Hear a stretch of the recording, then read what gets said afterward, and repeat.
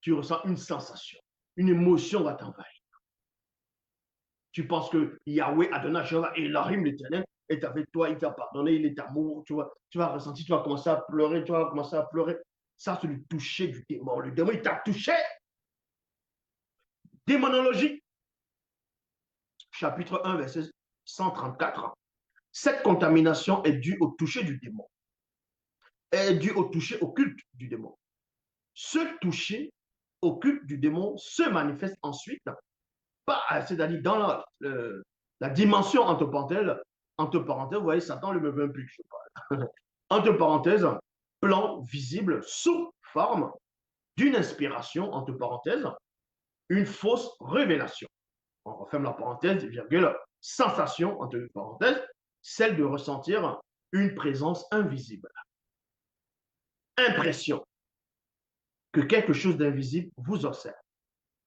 Sentiment, être plus important que les autres. Virgule, saisissement, sensibilité et bien d'autres. Ensuite, on va aller dans la phase 3. La phase 3, c'est Mitel. Donc, quand Essombé lisait, tout ce qu'il est en train de ressentir, forcément, il y avait différentes formes, différentes sortes d'esprits qui étaient là. Mais il va voir quelque chose. Sans cela, on va aller dans la phase 3, Mitel. Essombé, chapitre 1, verset 11. Toujours, parce que le verset est long.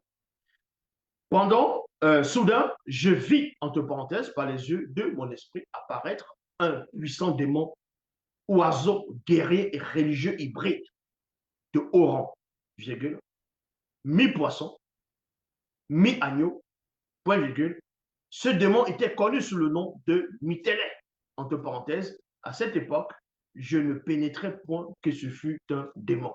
Donc, vous voyez, le démon Mitélé, Essombé l'a vu avec les yeux de son esprit parce que il était déjà sous l'emprise de différentes espèces de démons, religieux, et guerriers, ainsi de suite. Donc, du coup, ces démons ont permis à ce que Essombé puisse voir Mitélé avec, vu qu'ils sont de cohabitation occulte, avec les propres yeux. Donc, le démon, c'est comme si on va dire, il te prête les yeux. Exactement comme dans la mythologie grecque, il y a une histoire comme ça en fonction des versions, où celui qu'on va appeler Persée va aller à la quête euh, à la quête. Donc, du coup, il y a différents dieux et déesses qui vont l'aider. D'autres vont donner le bouclier, d'autres vont donner l'épée, d'autres vont donner ceci, cela. On va même donner, on va dire, Pégase, le cheval ailé. Dans plusieurs versions, le cheval ailé Pégase appartient à Zeus. Dans d'autres versions, Pégase, c'est le fils, c'est l'enfant de Poséidon. C'est l'enfant de Poséidon que Méduse a engendré quand Persée a décapité la Méduse, on va dire, quand le sang a giclé, parce que Méduse était enceinte. Au moment où on va aller tuer la Méduse, selon les versions, selon les versions les plus anciennes de la mythologie grecque, Méduse était enceinte quand on va la décapiter. Et quand le sang va gicler, donc le bébé qui est là va sortir en même temps, c'était Pégase. Donc, comme il dit, il y a plusieurs versions. Donc, comme je dis ici dans la mythologie grecque, pourquoi? Parce que le démon tu peux voir avec les yeux du démon. Et tu penses que c'est toi-même qui as les facultés de voir les choses spirituelles. Donc, dans la mythologie grecque, il y a des versions où ce, entre guillemets, demi-dieu va aller à la quête.